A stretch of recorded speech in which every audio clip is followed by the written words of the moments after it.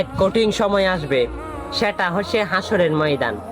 সেখানে কিন্তু আপনি কাউকে চিনবেন না, একমাত্র চিনবেন আমার প্রিয় নবীজিকে। আপনি কিন্তু আমার প্রিয় নবীজিকে তিন জায়গায় পাবেন।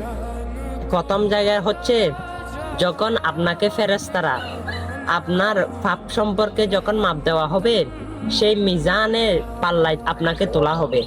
আর আপনি যদি গুনাহগার হন, সেই পাল্লা কিন্তু ভারী হবে।